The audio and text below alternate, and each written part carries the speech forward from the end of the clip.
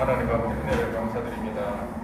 우리의 추운 일기 속에서도 제대로 명령을 지켜주시고 또한 이렇게 주님께 나와 정말 기도하며 찬송하며 우리 하나님을 온전히 예배할 수 있도록 제대로 마음을 주장하여 주옵소서.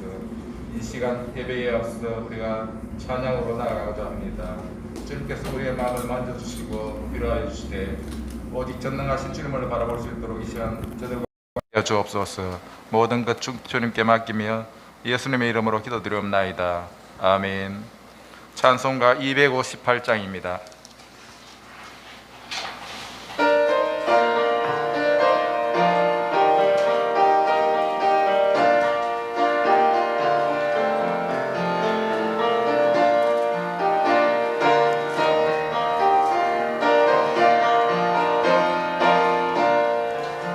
샘물과 같은 보혈은 주님의 피로다. 보혈의 죄를 씻으면 정하게 되겠네. 정하게 되겠네. 정하게 되겠네. 보혈의 죄를 씻으면 정하게 되겠네. 저도적 회개하고서 보혈에 씻었네. 보혈의 죄를 씻으면 정하네. 죄 씻기 원하네. 죄 씻기 원하네. 저도적 같던 내 몸도 죄 씻기 원하네. 죄속감 받은 백성은 영생을 얻겠네. 샘솟듯 하는 백원새 한없이 거둬다. 한없이 거둬. 한없이 거둬다. 샘솟듯 하는 백원새 한없이 거둬다. 날 정케 하신 배번이 그 사랑하는 내. 살 동안 받는 사랑 널 찬송하겠네. 널 찬송하겠네. 널 찬송하겠네. 살 동안 받는 사랑 널 찬송하겠네. 이후에 천국 올라가 더 좋은 노래로 날 구속하신 은혜를 널 찬송하겠네. 널 찬송하겠네. 널 찬송하겠네.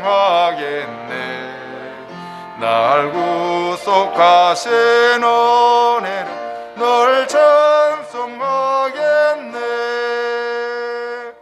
아멘. 찬송가 269장입니다. 그 참혹한 십자가에.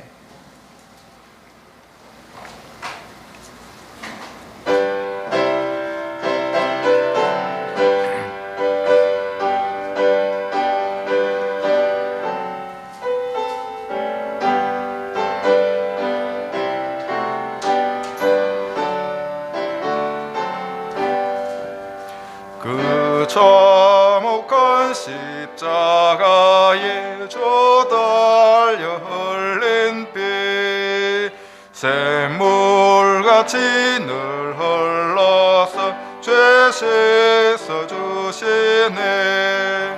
값없어도 다 나와서 내 죄를 고하면 흰 눈보다 더 희도록 참성결 얻으리. 남의 노라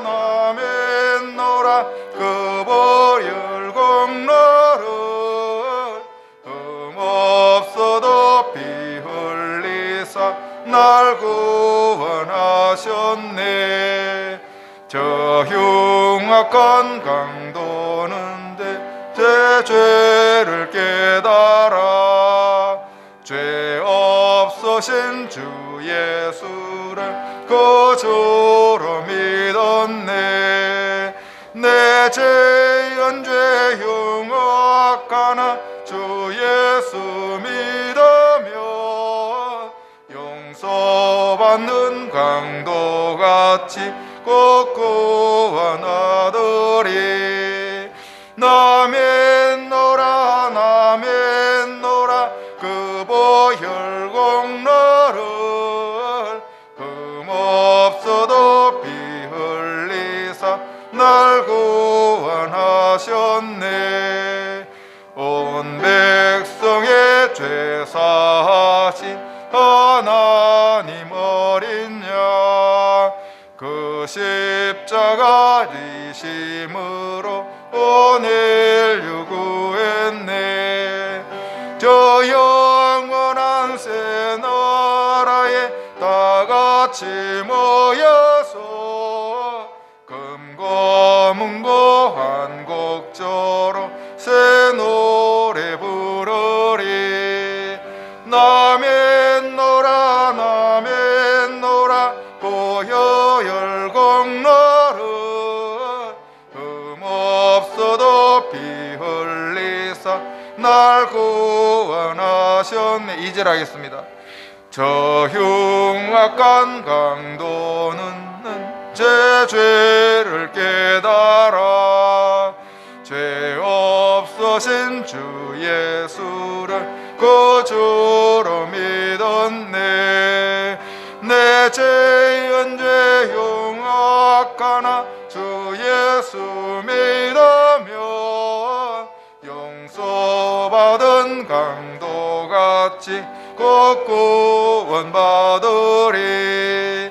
나맨노라 나맨노라 그 보혈공로를 흠없어도 피 흘리사 날 구원하셨네. 온 백성의 죄 사하신 하나님 어린 양 그 십자가 지심으로 오늘 유구했네. 저 영원한 새 나라에 다같이 모여서 금고 문고 한곡조를 새 노래 부르리. 나맨노라 나맨노라 그 보혈공로를 흠없어도 피 흘리사 날 구원하셨네.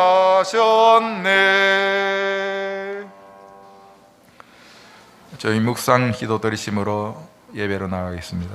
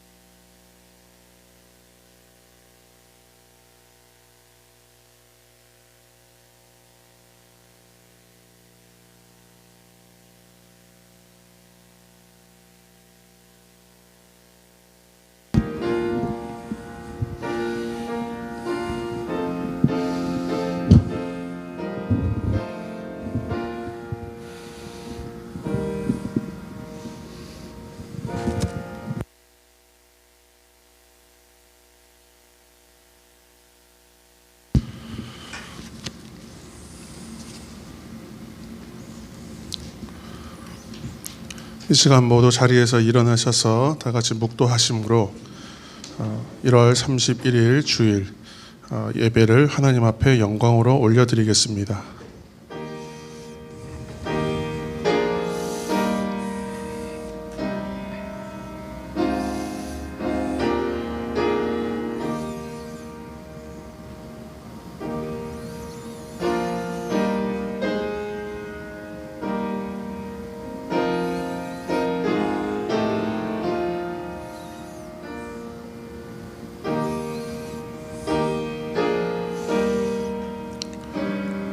볼지어다 내가 문 밖에 서서 두드리노니 누구든지 내 음성을 듣고 문을 열면 내가 그에게로 들어가 그와 더불어 먹고 그는 나와 더불어 먹으리라. 아멘. 존귀하신 하나님, 우리에게 복을 주시려고 주의를 구별해 주시고 세상의 온갖 걱정과 근심과 무거운 짐을 내려놓고 성전에 올라와 예배드리게 하심에 감사드립니다. 오늘도 주님 안에서 참된 평안과 안식과 기쁨을 누리는 주일이 되게 하여 주옵소서. 예배하는 이 시간 성령님의 인도하심을 따라 오직 삼위일체 하나님께만 집중하기를 원합니다. 영과 진리로 드리는 우리의 예배를 기쁘게 받아주시기를 원하오며 예배의 주관자가 되시는 우리 구주 예수님의 이름으로 기원하옵나이다. 아멘.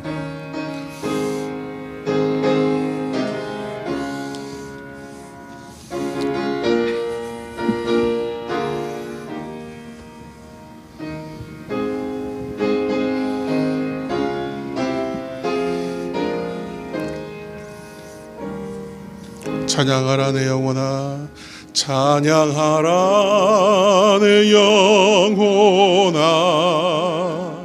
찬양하라 내 영혼아, 온 마음과 정성 다하여 주 찬양하라. 경배하라 내 영혼아, 경배하라 내 영혼아, 온 마음과 정성 다하여 주 경배하라. 이 시간은 우리 한 주간 있었던 우리의 죄와 모든 연약함들을 주님 앞에 침묵 가운데에 고백하는 고백의 기도를 함께 드리겠습니다.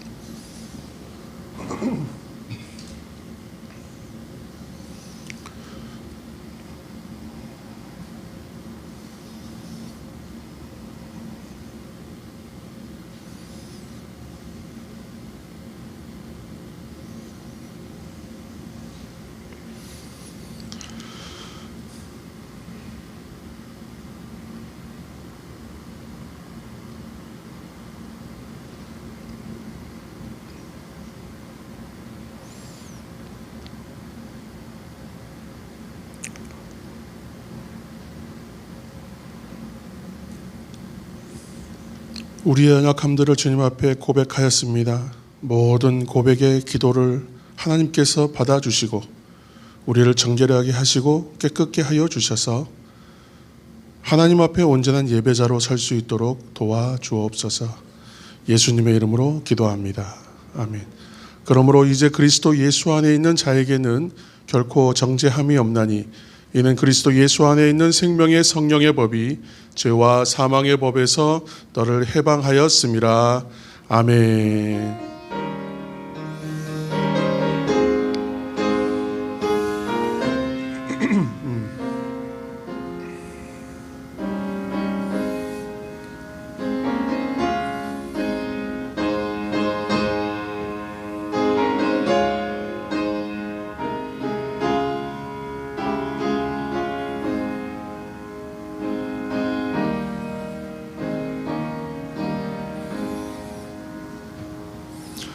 이제는 사도신경으로 우리의 신앙을 고백하오니 나는 전능하신 아버지 하나님 천지의 창조주를 믿습니다. 나는 그의 유일하신 아들 우리 주 예수 그리스도를 믿습니다. 그는 성령으로 잉태되어 동정녀 마리아에게서 나시고 본디오 빌라도에게 고난을 받아 십자가에 못 박혀 죽으시고 사흘 만에 죽은 자 가운데서 다시 살아나셨으며 하늘에 오르시어 전능하신 아버지 하나님 우편에 앉아 계시다가 거기로부터 살아있는 자와 죽은 자를 심판하러 오십니다. 나는 성령을 믿으며 거룩한 공교회와 성도의 교제와 죄를 용서받는 것과 몸의 부활과 영생을 믿습니다. 아멘. 자리에 앉으시겠습니다.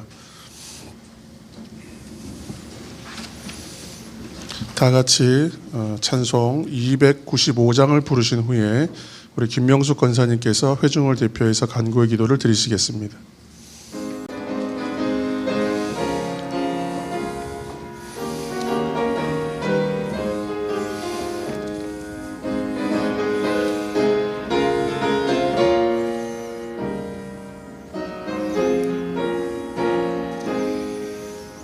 큰 죄에 빠진 나를 주 예수 건지사 그 넓은 품에 다시 품으신 은혜는 저 바다보다 깊고 저 하늘보다 높다. 그 사랑 영원토록 나 찬송하리라. 날로 더욱 귀하다. 날로 더욱 귀하다. 한이 없이 넓은 우리 주의 사랑 날로 더욱 귀하다. 옛날에 유대 땅에 주 예수 다닐 때 그 은혜 받으려고 큰 물이 모였네. 누운 먼 자 병든 자를 다 고쳐주셨으니 나 같은 죄인까지 그 은혜 받도다. 날로 더욱 귀하다. 날로 더욱 귀하다. 한이 없이 넓은 우리 주의 사랑 날로 더욱 귀하다. 주 크신 사랑으로 만 백성 위하여 그 십자가의 고난 다 받으셨으니 그 속죄 받은 성도 큰 소리 함께 높여 온 천지 울리도록 주 찬송하리라. 날로 더욱 귀하다. 날로 더욱 귀하다. 한이 없이 넓은 우리 주의 사랑 날로 더욱 귀하다.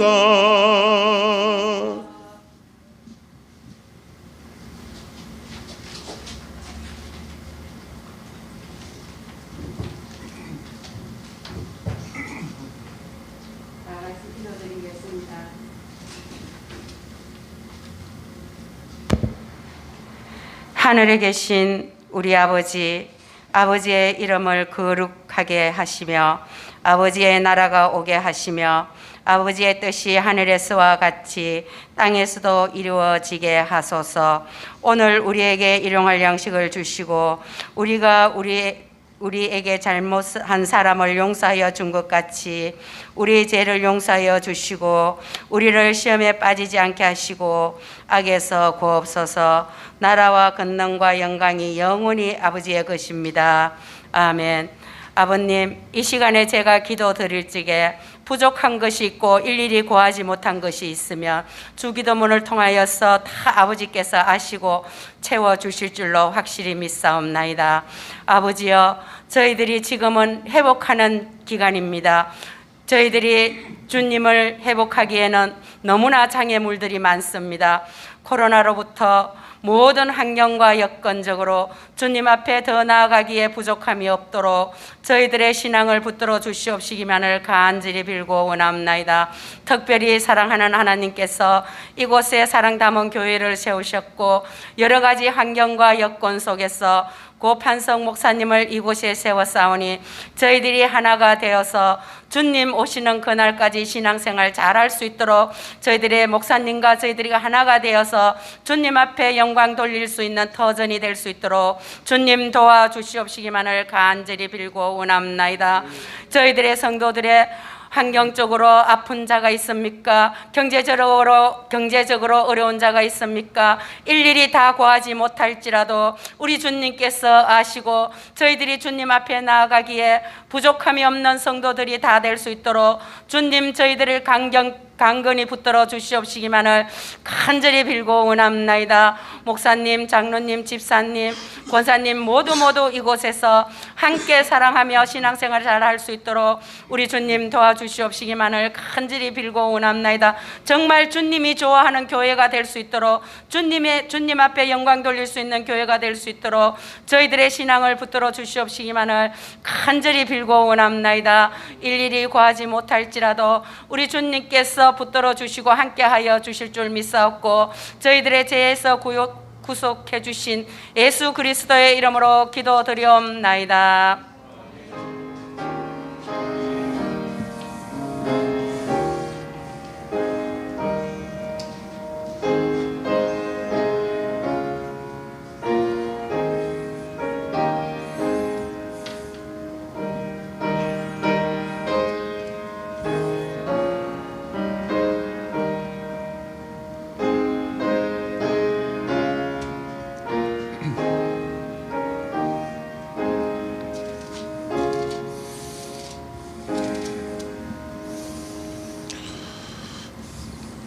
은혜의 주일, 하나님께서 우리에게 주시는 은혜의 말씀은 신약 성경 로마서 12장 1절에서 2절까지의 말씀입니다.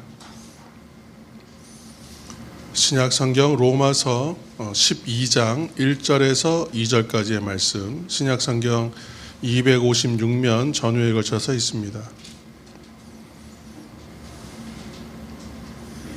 오늘도 본문이 길지 않기 때문에 우리가 한 목소리로 함께 하나님의 말씀을 합독하여 읽겠습니다. 12장 1절에서 2절까지의 말씀을 우리가 함께 읽겠습니다.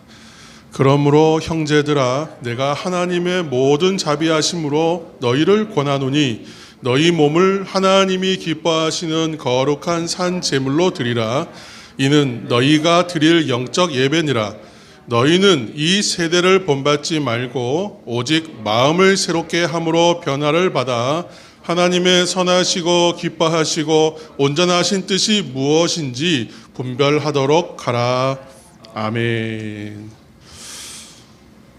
자, 이제 준비되시는 분이 있으시면 이제 말씀 봉독 후에 특송하실 수 있습니다. 그래서 마음에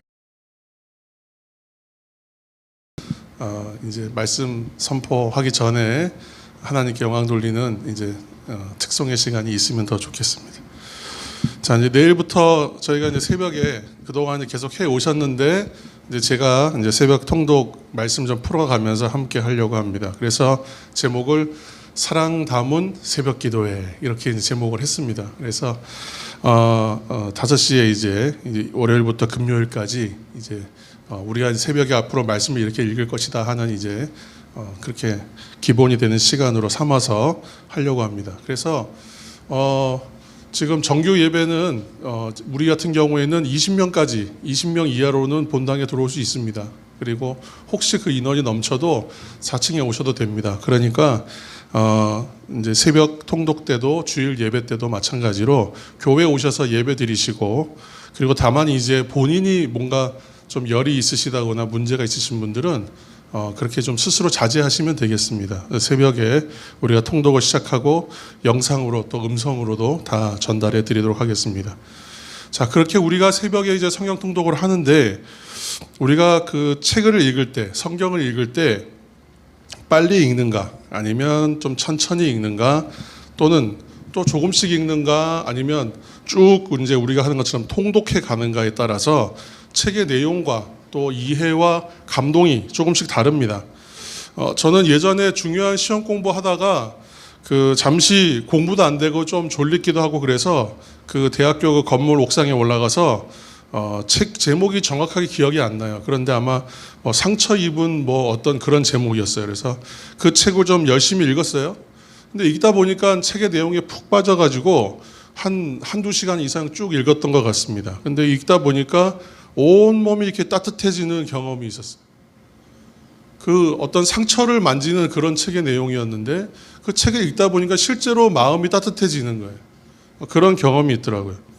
우리가 성경을 읽을 때에도 말씀 한 구절 한 구절에 매달릴 수도 있습니다. 때로는 하나님께서 멈추라 하면 그 구절에서 멈춰서 묵상해야 합니다. 묵상한다는 말은 물어뜯는다는 뜻도 있거든요. 그 안에. 그러니까 씨름해야 되는 부분이 있어요. 그렇지만 때로는 어려우면요. 거기 붙들려 있을 필요가 없어요. 그냥 읽으시면 돼요. 그래서 통으로 읽다 보면 또 하나님이 주시는 은혜가 분명히 있습니다. 아무튼 이렇게 성경을 읽는 방법이 참 여러 가지가 있고 책 읽는 방법이 있는데 저는 그 중에서 좀 주의해서 읽으면 참 우리에게 유익하겠다 싶은 방법이 그러나 그래서 그러므로 이런 이 접속사를 주의해서 읽는 겁니다. 그 접속사를 주의해서 읽어야 하는 이유는 접속사는 사실은 문장과 문장을 이어주는 역할을 주로 하는 그런 단어지요. 그렇지만 그 앞에 오는 단어와 또 뒤에 오는 단어 또는 문장과 문장 크게는 문맥과 문맥을 잇는 역할을 하기 때문에 접속사를 어떻게 읽고 어떻게 이해하느냐에 따라서 이해도가 완전히 달라집니다. 그래서 문장의 의미 자체를 다르게 이해할 수도 있는 거예요. 접속사를 대충 읽다 보면. 그래서 그 쓰임새가 매우 중요합니다. 또 어떤 접속사들은 앞의 내용 전체, 큰 내용 전체를 받아서 다음 내용으로 전환시키는 역할을 하기도 합니다. 그렇기 때문에 접속사는 조금 주의해서 읽어야 되는 부분이 있는 것이죠. 바울 서신들이 대체로 논리적입니다. 바울이 공부를 많이 한 사람이었던 이유도 있었겠지만 상당히 논리적으로 쓰여져 있는 책들이 많습니다. 그 중에서 더 논리적인 책을 꼽으라 그러면 오늘 읽은 로마서가 대표적인 책입니다. 그래서 로마서는 그 설명하는 대표적인 표현들을 보면 이렇게 이 책을 어떻게 사람들이 통칭하는가 하면 로마서는 성경 속의 진주다. 이런 표현도 쓰고 세상에서 가장 위대한 책이다. 누구는 좀 과장해서 하는 것 같기도 하지만 하나님의 말씀 자체가 그러하지만 로마서는 그 중에서도 백미다. 이런 표현이 되겠습니다. 그러니까 위대한 종교개혁자 마틴 루터가 로마서 1장 17절 의인은 오직 믿음으로 말미암아 믿음으로 산다. 이 위대한 말씀에서 체험이 있었고 회심했다라고 하는 건 유명한 이야기죠. 또 감리교 창시자인 요한 웨슬레도 마틴 루터의 로마서 주석 서문 읽다가 그가 회심했다. 이런 고백을 했습니다. 로마서는 사실은 그 처음 믿는 분들이나 믿지 않는 사람들을 위해 쓰여진 책이라고 보기는 좀 어렵습니다. 오히려 이미 믿고 있는 신자들, 이미 믿고 있는 성도들을 위해서 쓰여진 책입니다. 그렇기 때문에 로마서는 믿음을 가진 사람들에게 구원에 관해서는 더 정확하고 이해할 수 있도록 도와주는 그런 책이라고 생각하면 되겠습니다. 로마서는 처음에 1장부터 그 16장까지 전체가 마치 한 편의 논문 같아요. 그래서 내용이 참 정교합니다. 논리적으로 순서에 따라 잘 기록되어 있고 연결되어 있어요. 그래서 로마서는 그 논리적인 책이기 때문에 특별히 원인, 결과, 이유, 대조, 반대 이런 의미들을 가지고 있는 단어, 접속사들이 다른 책에서보다 로마서에서는 다양한 역할을 합니다. 그래서 로마서를 읽을 때는 접속사에 좀 주의해서 읽으면 더 이해하기 쉽다. 그렇게 말씀드리는 것이죠. 자, 그래서 오늘 성경 말씀 우리 본문으로 가봅니다. 로마서 12장 1절입니다. 1절 한번 다 같이 한번 읽어보실까요? 시작. 그러므로 형제들아 내가 하나님의 모든 자비하심으로 너희를 권하노니 너희 몸을 하나님이 기뻐하시는 거룩한 산 제물로 드리라. 이는 너희가 드릴 영적 예배니라.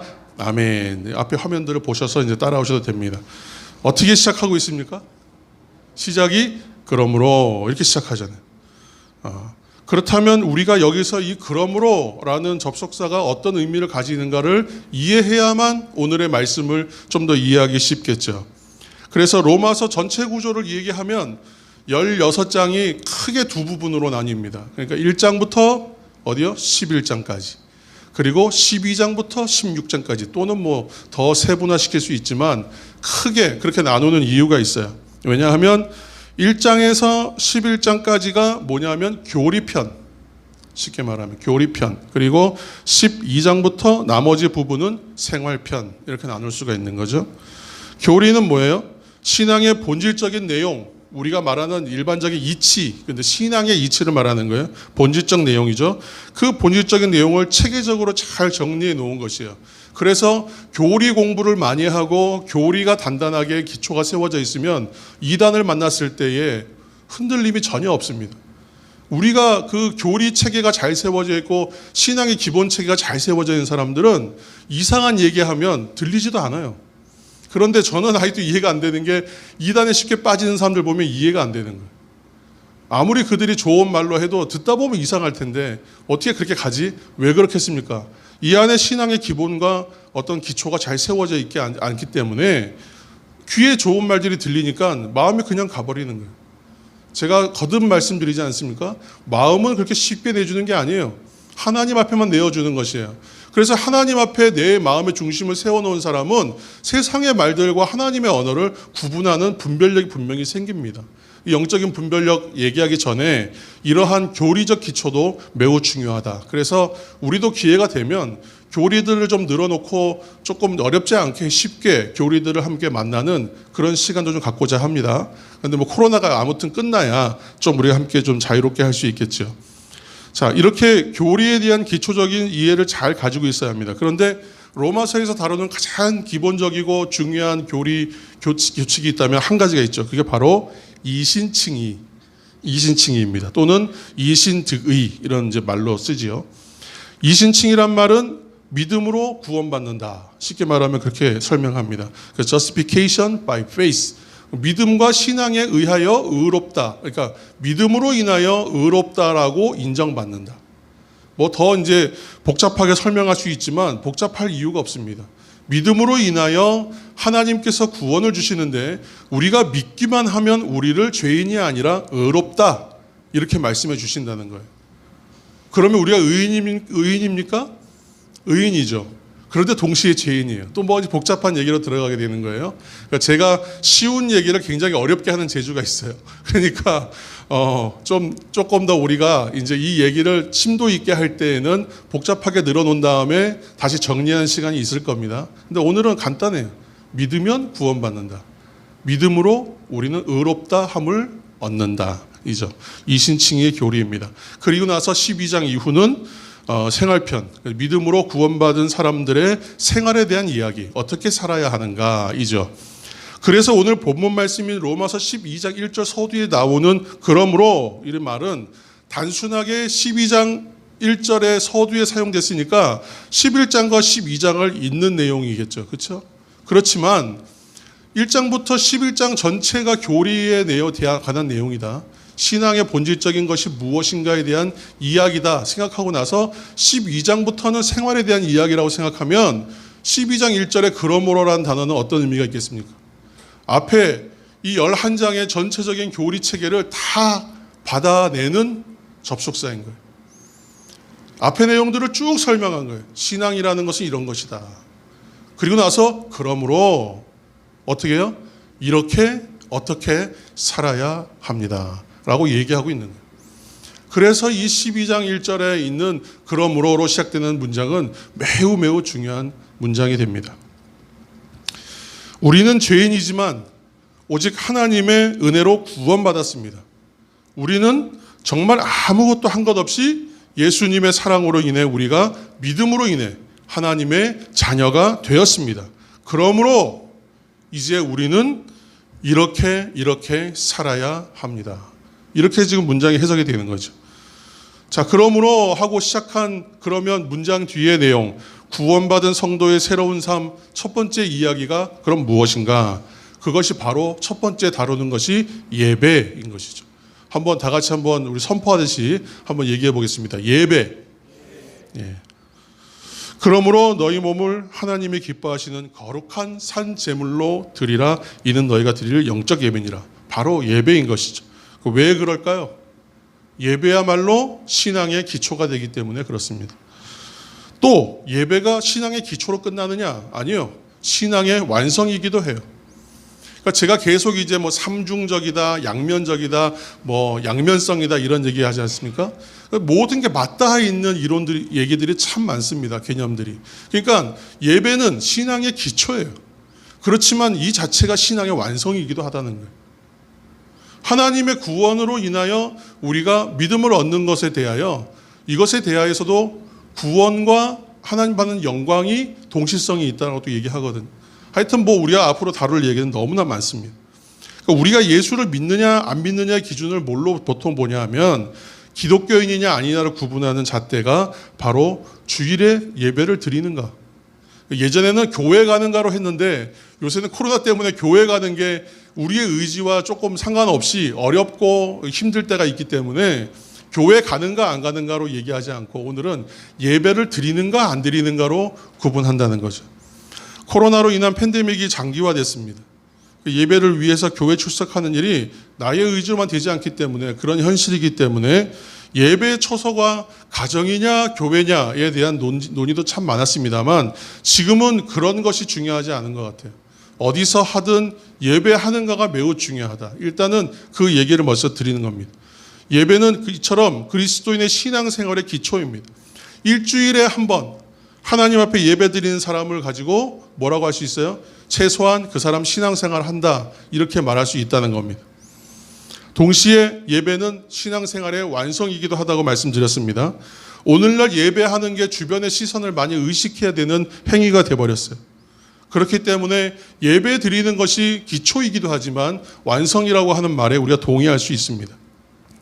사랑하는 사랑담은 성도 여러분, 예배는 주님의 이름으로 모인 교회와 공동체 안에서 한마음 한뜻으로 하나님께 영광을 돌리는 것입니다. 그렇기 때문에 이 땅에서 누리는 아주 놀라운 신비, 그리고 은혜, 그리고 축복의 시간이라는 걸 여러분 기억하시길 바랍니다. 이처럼 예배는 신앙의 기초이며 완성이다. 이 문장을 여러분 꼭 기억해 하시기 바랍니다.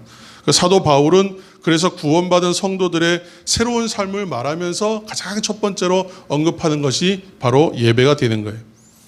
성경을 읽어보면 예배에 대해서 중요하다는 얘기가 성경 안에 정말 많이 나옵니다.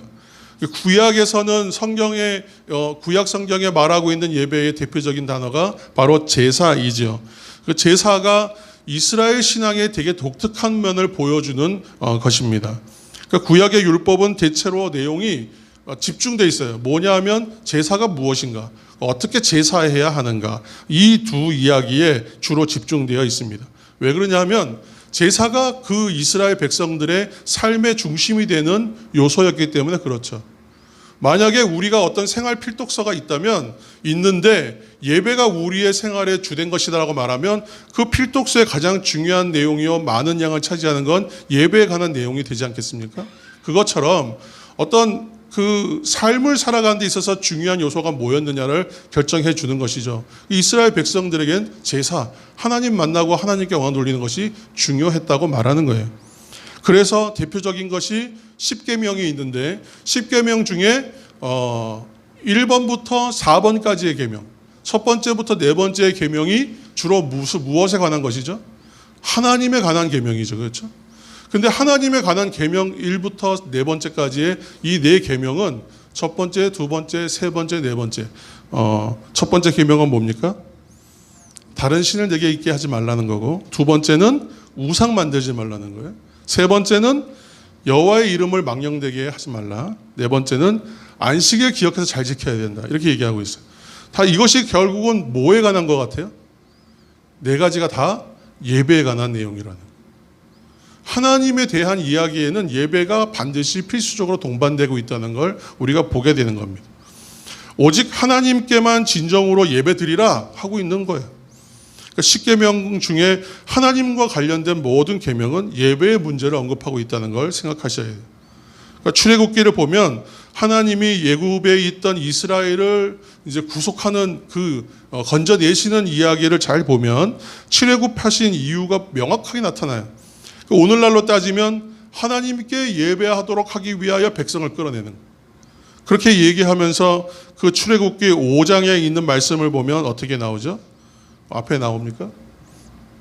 5장 1절의 말씀을 보시면 광야길을 한 사흘길쯤 갈 거다. 그렇게 가서 하나님 여호와께 제사 드릴 거라. 곧 예배하기 위해서 예배하러 가야 되니까 갈 수 있도록 허락해 달라. 그 내용입니다. 왜 그렇게 하냐면 하나님께서 하나님께 예배해야 하는 사람들이 예배하지 못하기 때문에 예배할 수 있도록 리뎀션, 구속해 주시는 거예요. 건져버리시는 거예요. 이거 참 여러분 잘 우리가 생각해야 됩니다. 팬데믹 상황도 동일해요. 하나님께서 예배해야 하는데 예배하지 못하는 사람들을 보시면 그들을 예배할 수 있도록 예배할 수 있는 상황과 장소와 여건으로 반드시 건지신다는 거예요. 다만 이스라엘 백성이 건진받는 데는 400년 걸렸습니다. 나 오늘 기도했는데 왜 하나님 안 들어주시죠? 그렇게 기도할 수는 없어요. 왜 북한 땅에 있는 지하교회에 있는 사람들은 왜 저 오랜 기간 동안 저렇게 있어야 하죠? 그거 우리가 알 수 없어요. 하나님의 거대한 역사 안에 우리는 점과 같은 존재이기 때문에 하나님의 전체의 전 역사를 우리는 볼 수가 없어요. 400년이 넘는 기간 동안에 있었던 백성들도 자기의 세대 안에는 하나님의 영광을 보지 못했다. 하지만 하나님의 구원의 역사는 반드시 이루어진다는 것이죠. 그것을 여러분 기억하시고 믿으시길 바랍니다. 그러니까 하나님께 예배드려야 하기 때문에 이스라엘 백성들을 자유롭게 풀어달라 이렇게 말하고 있는 것이죠. 허락하지 않기 때문에 생기는 문제가 그 이후에 나오는 10가지 재앙이죠. 그 재앙 가운데에 있었던 그 모세와 바로의 그 대화들을 이제 보면 계속 주고받는 이야기가 동일해요. 제사를 드려야 하니까 우리를 보내달라, 안 된다. 제사를 드리니까 보내달라, 그냥 애굽에서 해라. 우리를 보내달라, 안 된다. 계속 그 얘기입니다. 그래서 하나님이 지정한 곳에서 우리는 제사해야 하니까 글로 보내달라고 이렇게 얘기하는 거예요. 예배에 대한 싸움인 것입니다. 출애굽을 명하시는 하나님의 목적이 바로 이스라엘을 예배하는 공동체로 만들겠다라는 것이 하나님의 목적이셨기 때문이에요. 이 말씀은 신약 성경에 와서도 동일해요. 에베소서 1장 4절부터 6절까지의 말씀을 여러분 앞에 눈으로 한번 보시기 바랍니다. 창세전에 그리스도 안에서 우리를 택하셔서 우리를 사랑 안에서 거룩하고 흠이 없게 하시려고 그 기쁘신 뜻대로 우리를 예정하시고 예수 그리스도로 말미암아 아들들, 자녀들이 되게 하셨는데 이는 그가 사랑하는 자의 안에서 우리에게 거저주시는 바 뭐라고요? 그의 은혜의 영광을 찬송하게 하기 위하여 하나님의 영광되게 하는 삶을 살게 하기 위하여 그들을 그렇게 하신다. 하나님께서 구속하시는 이유는 하나님을 예배하는 백성으로 삼기 위해서라고 그렇게 말씀하고 있습니다. 우리가 하나님의 은혜를 그래서 하나님의 영광을 찬미하기 위해서는 창세전에 우리를 택하시고 우리들을 하나님의 자녀가 되게 하셨고 예배드리는 삶으로 변화시키시고 예배드리는 상황과 사람으로 만드시기 위해서 우리를 구원해 주셨다. 성경 안에 이런 얘기가 너무나 많이 나옵니다. 성경의 목적을 보면 이 구원의 목적이 바로 예배함에 있다라고 우리에게 계속 그 가이드, 안내하고 있는 것입니다. 그렇기 때문에 신앙생활은 예배로부터 시작하는 것입니다. 그런 의미에서 우리 주변의 좌우의 분들 보시면서 한번 축복하시면서 인사 한번 하시겠습니다. 예배하러 오신 것 환영합니다. 축복합니다. 잘하셨습니다. 요즘에 예배 드리는 거 칭찬받아야 합니다. 그러나 현대의 그리스도인들에게 있어서 예배는 어떻게 해요? 일주일에 한 번 그냥 의무적으로 하는 것 또는 의무사항 이렇게 생각합니다. 또 예배의 의미와 예배를 통해 주시는 은혜, 축복, 기쁨, 신비 이런 것들은 좀 다른 나라의 이야기가 되어버렸어요. 물론 이건 쉽지 않지만 한 주에 한 번 그냥 예배당 이제 와서 한 자리 차지하고 돌아가는 것, 그거 하면 참 잘했다 생각하는 게 코로나 이전부터의 우리의 예배의 모습이었을지도 모르겠습니다. 사랑하는 성도 여러분, 지금 이 시간 여러분들에게 다시 한번 말씀으로 도전합니다. 신앙의 회복은 예배의 회복에서 시작하는 것입니다. 교회의 부흥도 예배의 회복부터 시작하는 것입니다. 저는 우리 교회에서 가장 중요한 목회의 원칙 하나는 이 주일에 드리는 공동체가 다 함께 모여 드리는 예배, 가장 중요하다고 생각합니다. 이 예배를 통하여 신앙의 기초가 생기는 것이고, 이 예배를 통하여 회복도 일어나는 것이고, 이 예배를 통하여 우리가 하나님을 만나기 때문에 더더욱 그러합니다. 주일날 한번 또는 내가 정해진 시간에 한번 하나님 앞에 나아가는 것, 이 자체의 행위와 이 자체의 믿음의 행동도 하지 못한다면 우리가 하나님과 더불어 하나님께서 주시는 은혜를 누리는 삶을 산다는 것은 매우 어려워질 것이기 때문에 더더욱 그런 것이죠. 다시 한번 말씀드립니다. 예배는 하나님이 우리에게 주신 신비한 은혜가 있습니다. 우리가 말할 수 없는 기쁨입니다. 또 구원의 감격을 누리는 축복이 있습니다.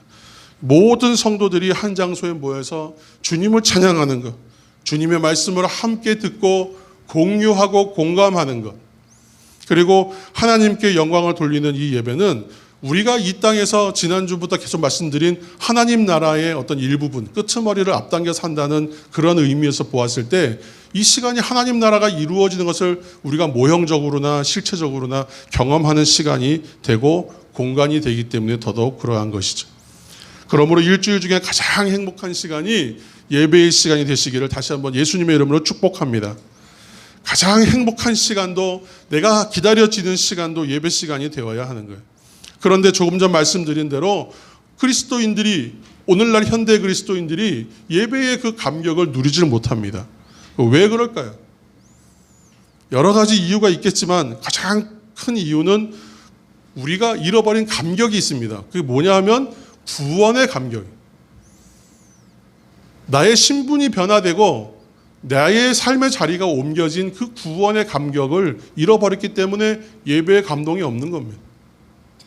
예배의 형식의 문제, 예배 환경의 문제, 예배에 대한 상황의 문제, 예배에 대한 형편에 대한 문제가 아니에요.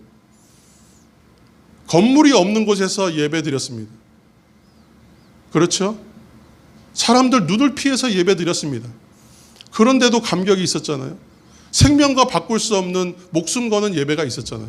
그런데 오늘날 더 좋은 환경, 더 좋은 상황, 더 좋은 배려가 있음에도 불구하고 예배의 감동이 사라져버렸어요. 왜 그렇습니까? 내가 구원받은 그 감격이 사라져버렸기 때문에 그런 것 아니겠습니까? 다윗이 밧세바와 간음하고 난 다음에 자신의 충성스러운 부하였던 우리아를 적진에 보내서 죽게 만듭니다. 살인행위죠. 근데 이 죄를 범하고 난 다음에 자신이 그 죄를 회개하면서 시편 51편을 씁니다. 그 51편 2절 말씀에, 12절 말씀에 이렇게 고백하죠. 주의 구원의 즐거움을 내게 회복시켜 주십시오. 내게 자원하는 심령을 주셔서 나를 붙들어 주옵소서. 이렇게 기도해요. 근데 그 앞에 가장 중요한 말이 뭐예요? 구원의 즐거움을 내게 회복시켜 달라고 얘기해요. 굉장히 정확한 기도를 하고 있습니다. 뭐가 중요한지를 알아요. 그러니까 다윗이 위대한 인물이 되는 이유는 하나님을 너무 잘 알아요. 그러니까 하나님한테 온전히 의지해요. 사람은 누구나 실수할 수 있어요. 누구나 죄 지을 수 있어요. 하지만 이렇게 하나님 앞에 엎드리고 하나님의 본질을 잘 깨닫는 사람은 하나님 앞에 다시 쓰임받을 수밖에 없어요. 하나님은 언제든지 용서하시고 하나님은 사랑하시는 하나님이기 때문에 더더욱 그렇죠. 무슨 의미겠어요? 다윗이 죄를 짓고 난 다음에 자신을 돌아보니까 구원의 즐거움과 그 감격이 사라졌더라는 거예요. 자기를 체크를 했더니 내가 지금 뭐가 문제지? 당연히 죄가 문제죠. 근데 이 죄로 인하여 생긴 후폭풍이 뭐였냐 봤더니 그 감격이 사라져버린 거예요. 하나님 앞에 나가는 즐거움을 잊어버린 거예요. 그러니까 어떻게 되겠어요? 죄의 문제를 회개하고 자복하고 하나님 앞에 나가서 통회하고 상한 심령으로 나가서 기도하고 예배하면서 하나님 앞에 이렇게 기도했죠. 구원의 즐거움을 내게 회복시켜 주옵소서. 이처럼 죄가 우리의 구원의 기쁨과 그 구원의 감격을 사라지게 만들어요. 죄로 인해서 구원의 감격이 사라지기 때문에 예배의 감격도 함께 사라지는. 그래서 우리가 예배 드릴 때에 나를 구원하신 주님의 사랑과 은혜를 깊이 생각하고 예배해야 합니다. 죄악에 물든 나의 모습과 생활을 주님 앞에 겸손하게 내려놓고 회개해야 합니다.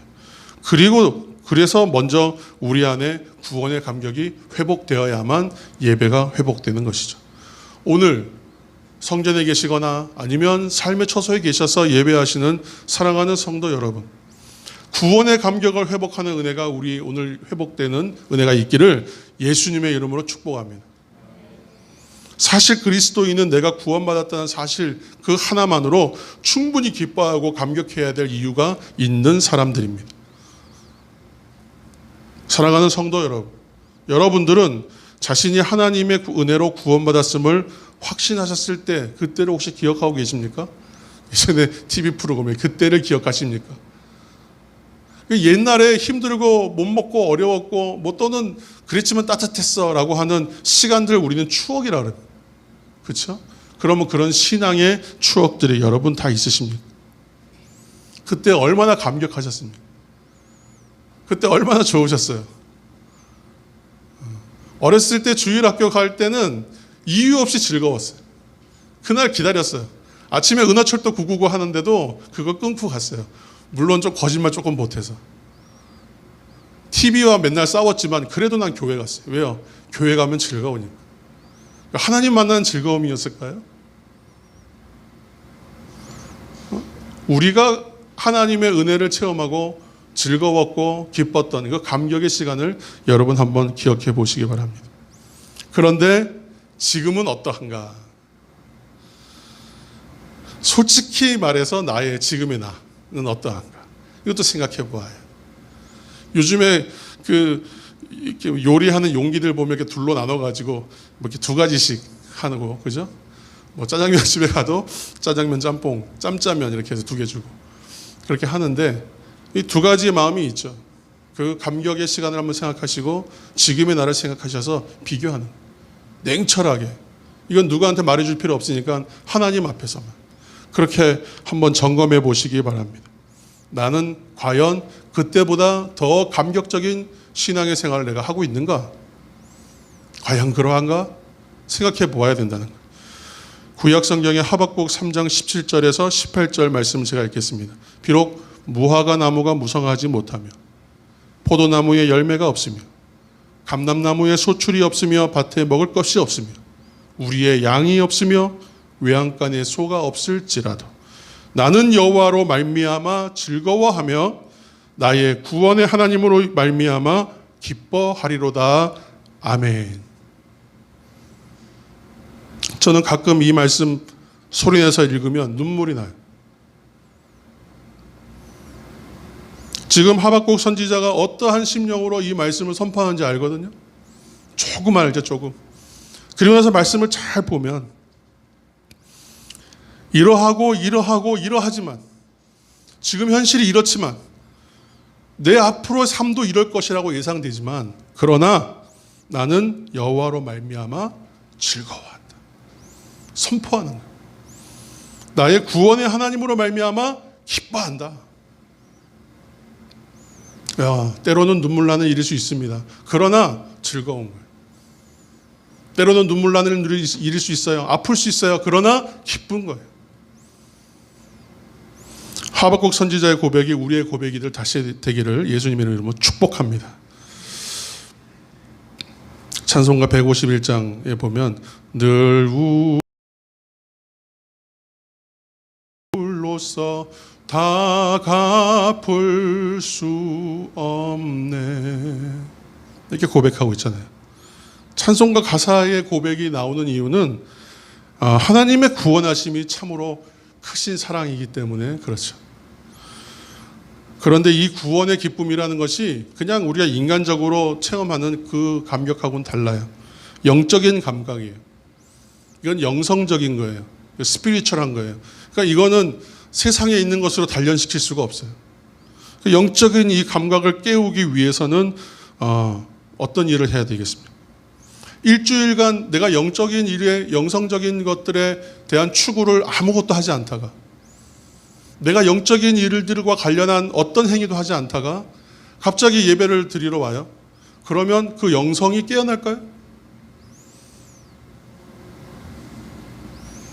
내가 어떠한 일과 공부에 대해서도 일주일 동안 손 놓고 있다가 그거 대하면요, 상당히 어색해.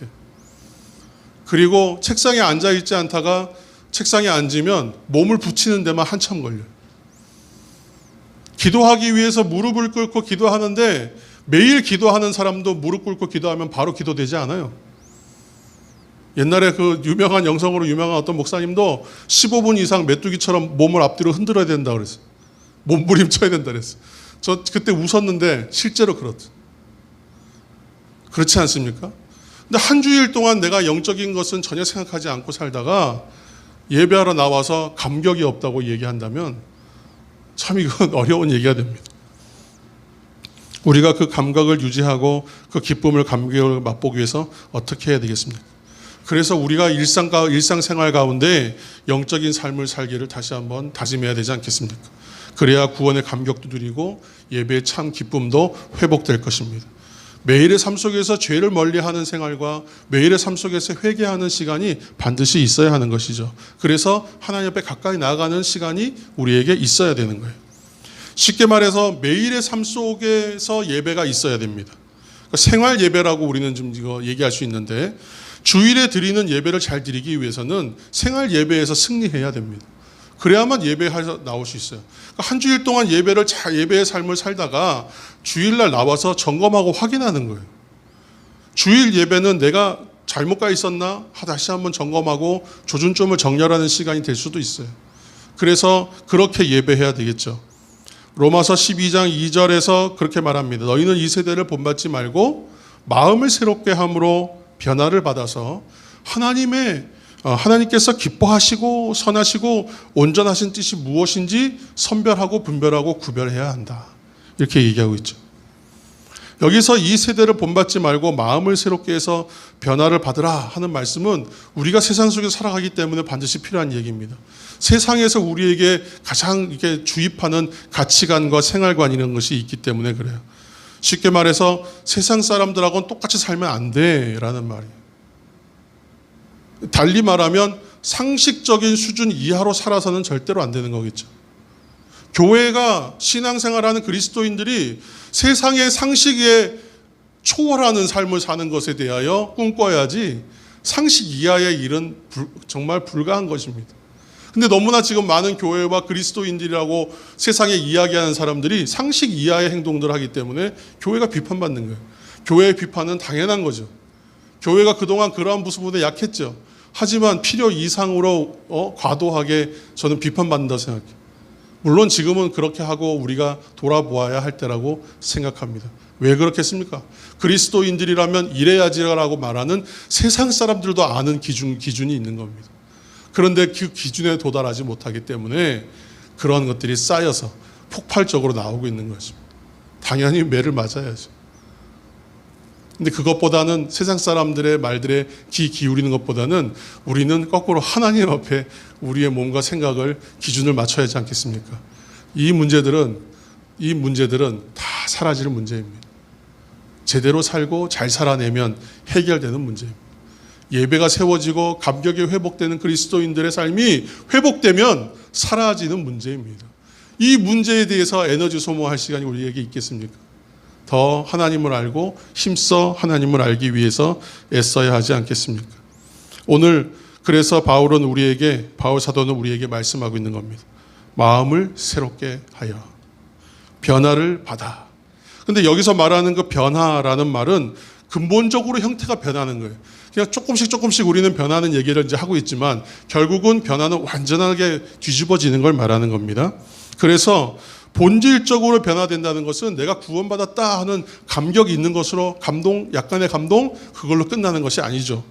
그러니까 가치관과 세계관이 완전히 변화되는 거예요. 뷰포인트가 바뀌는 거예요, 관점이. 그래서 구원받기 전과 그 이후의 삶이 달라져야 되는 거예요. 구원받기 전의 생각과 이후의 생각도 바뀌어야 되는 거예요. 그렇기 때문에 진정한 예배는 일주일에 한 번 교회 나오고 일주일에 한 번 하나님 앞에 정해진 시간 예배 드리는 것으로 만족하는 것이 아니라 삶 전체가 변화되는 예배의 삶으로 변화되는 것을 꿈꿔야 해요. 그래서 생각이 나 중심에서 하나님 중심으로 가고 세상 중심에서 하나님 나라의 시각으로 가는 거예요. 이렇게 이 사람들은 어떻게 생각하겠어요? 하나님이라면 어떻게 하실까? 예수님이라면 어떻게 하실까? 고민하지 않겠습니까? 자신의 영광보다 하나님의 영광 높이 생각하지 않겠어요? 근데 하나님 그 사람 가만 놔두지 않습니다. 자신의 영광을 드높이는 인생을 살아가는 사람들을 반드시 하나님 들어 사용하세요. 반드시 사용하세요. 여러분 그 기억하시기 바랍니다. 그래서 우리가 하나님의 선하시고 기뻐하시고 온전하신 뜻이 무엇인지 분별하는 삶을 살아가야 하는 것이죠. 그 분별한다는 말에 좀 풀겠습니다. 분별한다는 말에는 증명한다라는 의미가 동시에 같이 있어요. 그래서 성경에서 분별한다 그러면 우리가 뭔가 자꾸 분별해야 되는 걸 생각하는데 반대로 얘기하면 증명한다는 의미도 있단 말이에요. 그러니까 삶을 그렇게 살아내서 실제로 잘 살았다는 걸 증명해낼 수도 있어야 한다는 의미가 됩니다. 그렇다면 하나님의 뜻을 분별하는 삶을 살아야 합니다가 하나님의 뜻을 증명하는 삶을 살아야 합니다로 해석할 수 있습니다. 그러니까 우리가 이 세대를 본받지 않고 또 마음을 새롭게 해서 변화를 받으면 우리의 삶 가운데 하나님 뜻을 분별하여 이해할 수 있을 뿐만이 아니라 그것을 증명하는 삶을 살 수 있다는 말씀이 됩니다. 그러니까 하나님의 뜻을 사람들 가운데에 내 삶으로 드러낼 수가 있는 겁니다. 이게 달리 표현하면 생활 속의 전도라는 표현으로도 많이 사용되는 말이 됩니다. 이렇게 분별하고 증명하는 삶을 사는 그리스도인들이라면 어디서 예배해야 합니까? 얼마나 예배해야 됩니까? 이건 논쟁거리도 못 됩니다. 얘기를 붙일 수가 없어요.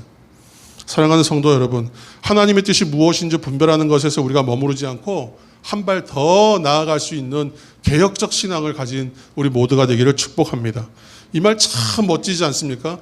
내 삶에서 하나님의 뜻이 밝히 드러나는 삶이다. 정체가 뭐야가 아니라 믿는 사람이고 삶이 다르다. 삶의 결이 다르다. 말이 언어가 다르다. 저 사람하고 얘기하면요 마음이 따뜻해져. 저 사람하고 대하고 나면 뭔가 마음이 편하네요. 참 있어 보이고 제가 좋아하는 표현. 실제로는 없어도 있어 보이고 실제로 있기 때문에 있어 보이는 사람이 되지 않겠습니까?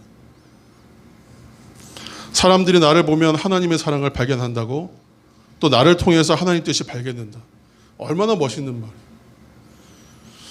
나의 이런 기쁘고 행복한 일이 바로 예배에서 시작된다는 것을 여러분 기억하시기 바랍니다. 나의 몸을 거룩한 산 제사로 드려야 합니다. 마음을 새롭게 하여 변화를 받아 하나님의 뜻을 나타내고 하나님의 뜻을 증명하는 삶을 살아야 합니다. 이것이 하나님이 우리에게 오늘 말씀하시는 영적 예배입니다. 하나님은 이런 예배를 드리는 사람에게 또한 더욱 많은 은혜와 복들을 허락하십니다. 예배의 성공이 신앙생활의 성공이 인생의 성공이라는 것을 여러분 이 공식을 꼭 기억하시기 바랍니다. 성경에 보면 마지막으로 성경에 보면 아브라함이 한 일이 있어요.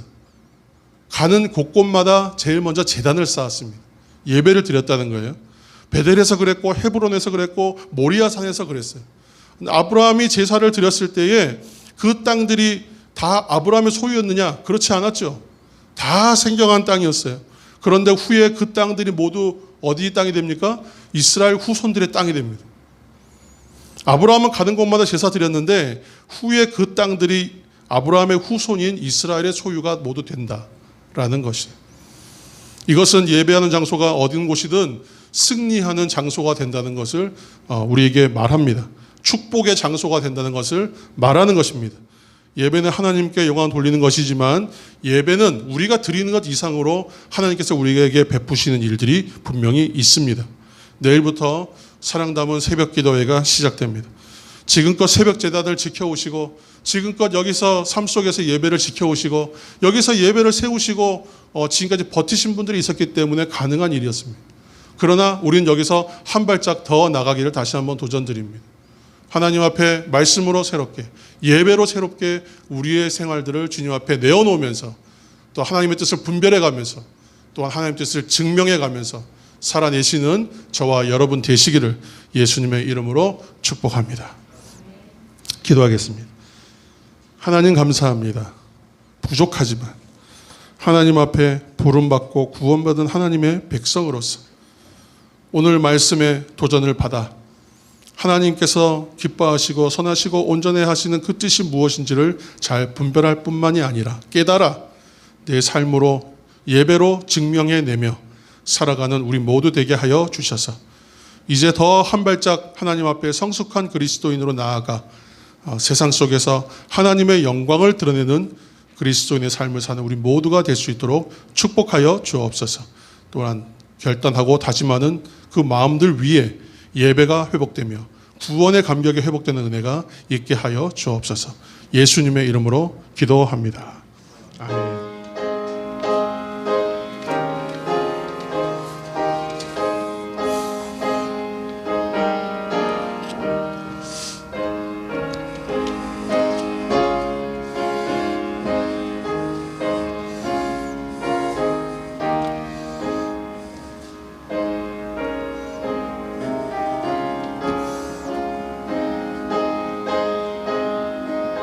찬송가 542장입니다.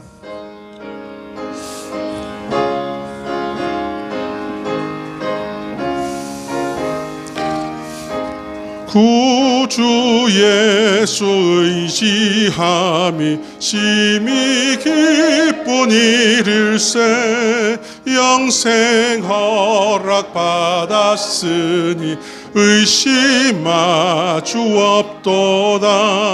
예수 믿는 것은 받은 증거 많도다. 예수 귀한 예수 믿음 더욱 주소서.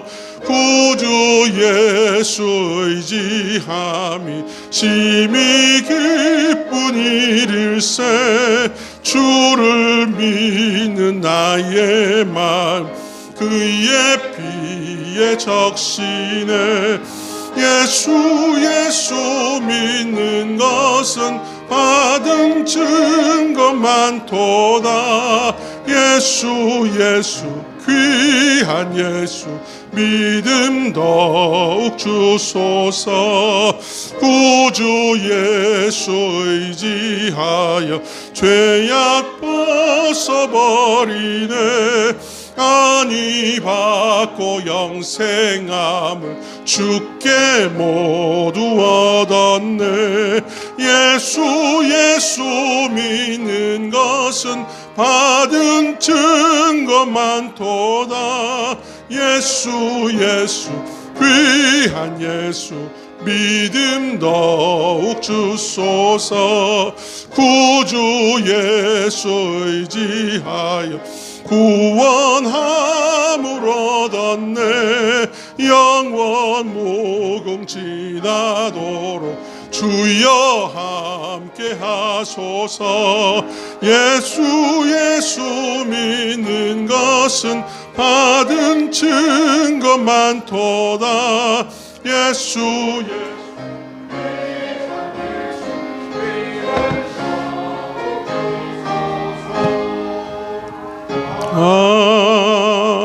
아멘. 세상을 창조할 때부터 우리들을 하나님의 자녀로 선택하여 주시고 생명의 능력으로 우리를 만지시고 축복해 주신 거룩하신 하나님, 우리가 일상을 살아오면서도 허무함이 아니라 만족함으로 우리에게 채워주시고 주님의 사랑의 품에서 매일의 하나님이 주시는 특별한 은혜를 누리는 하나님의 성도들이 되게 하여 주시고, 특별히 오늘도 이렇게 새로운 마음과 결단의 자리로 나와 예배하게 하시니 감사합니다. 이 시간 모든 것이 주께로부터 온 것임을 고백합니다. 그래서 정성으로 구별하여 하나님께 예물로 올려드립니다. 내가 일상에서 최선을 다했습니다. 정직함으로 얻은 것입니다. 그렇게 해서 온전한 11조와 감사의 예물과 주일 봉헌과 기타 여러 가지 제목으로 소중한 마음을 담아 하나님 앞에 구분하여 봉헌하는 손길들이 있습니다. 손길들마다 인생의 창고에 하나님 귀한 선한 물질들이 넘쳐나게 하여 주시옵소서. 감사와 행복과 자랑이 늘 우리 심령 가운데 넘쳐나게 도와주옵소서. 가정들이 신앙의 가문으로 세워지기를 늘 간절함으로 기도합니다. 어려울 때마다 하나님께서 도우시는 선한 도우심으로 인하여 일어나는 은혜가 있기를 또한 구합니다. 우리 또한 자녀들을 위한 기도와 부모님들을 위한 기도가 결국은 큰 열매로 응답되어지는 은혜가 있기를 또한 구합니다. 주께 간절히 구하오니 다 이루어 주시고 풀어 주시고 열어 주옵소서. 다시 한번 구하오니 가정과 사업 위에 걸쳐 있는 모든 근심들의 문제들, 모든 문제들은 믿음으로 시작하는 기도 가운데에 허락하시는 평안함으로 인해 한낮의 안개처럼 소멸되게 하여 주옵소서. 메마르고 생기 없던 일상의 삶의 자리가 기름진 옥토와 같이 변화되게 하여 주시고, 하나님이 주시는 성령의 불꽃으로 뜨겁게 이 심령이 회복되어지는 영적 회복이 일어나는 오늘 귀한 주일 되게 하여 주셔서 이 새로운 한 주를 주님 앞에 살며 나아가고자 원할 때에 하나님 주시는 은혜와 감격과 감동으로 살아낼 수 있도록 도와주옵소서. 감사드리며 예수님의 이름으로 봉헌의 기도를 드리옵나이다. 아멘.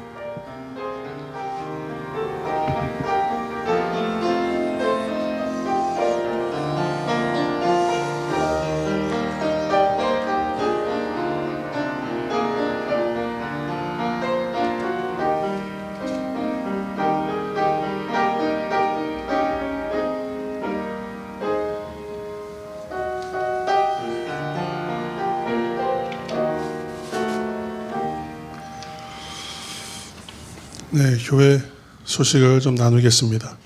우리 지금 주일 오전 예배는 실시간 영상 예배 또 대면 예배를 병행하여 드리고 있습니다.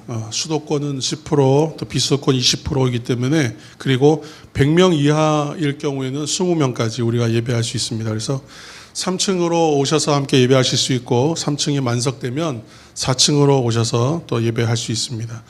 가정에서 영상 예배 계속 드리실 수 있도록 영상 예배를 보내드리지만, 여러분 너무 힘들지 않으시면 이제 교회로 오셔서 함께 예배하시면 더 좋겠습니다. 매일 이제 매 주일 주시는 그 말씀을 듣고 주보란에 좀 요약해 보시라고 주보란을 일단 주보 그 안에 잠시 넣어 두었습니다. 그래서 주보는 계속 조금 형태가 계속 변할 것이기 때문에 어떻게 완성될지는 이제 곧 이제 정리되겠지만, 그렇지만 설교 요약란은 어떤 형식으로 좀 남겨두려고 합니다. 그래서 말씀 가운데에 어떤 그 결단의 그 구절, 한 구절 정도라도 잘 적으셔서 한 주간 또 실천하시는 은혜가 있기를 바랍니다.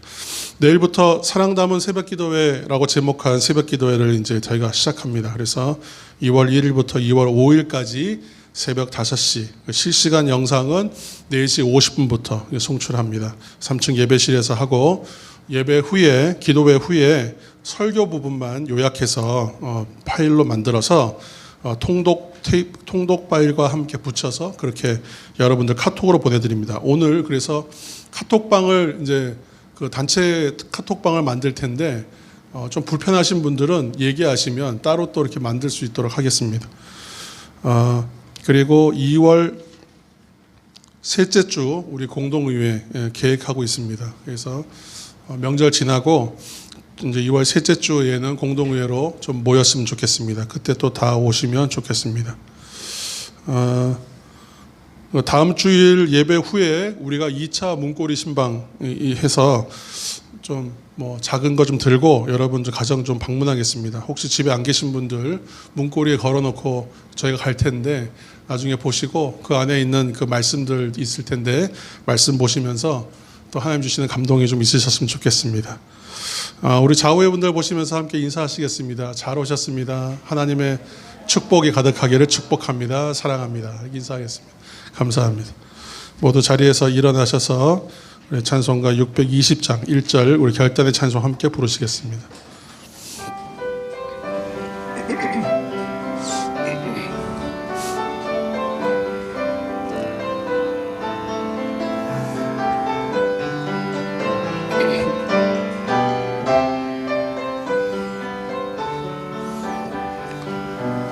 여기에 모인 우리 주의 은총 받은 자여라.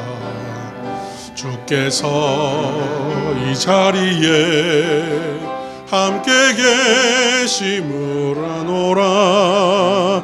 언제나 주님만을 찬양하며 따라가리니 시험을 당할 때도 함께 계심을 믿노라. 이 믿음도 굳세라. 주가 지켜주신다.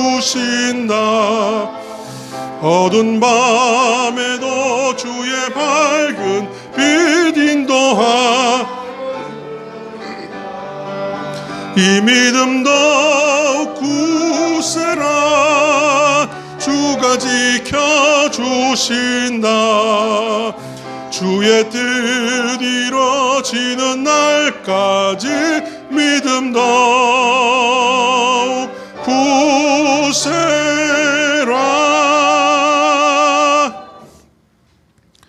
이제는 우리 주 예수 그리스도의 은혜와 아버지 하나님의 무한하신 사랑하심과 성령님의 교통하심이 믿음으로 하나님 나라를 앞당겨 살며 이 땅에서 구원의 감격을 회복하고 예배의 감격을 회복하여 이 땅에서 하나님의 뜻을 분별하며 하나님의 뜻을 증명해내며 살기를 결단하는 우리 사랑 담은 모든 가정들과 권속 위에, 교회 위에, 온라인으로 예배하는 모든 가정들 위에 이제로부터 영원까지 함께 하옵시기를 간절히 축원하옵나이다. 아멘.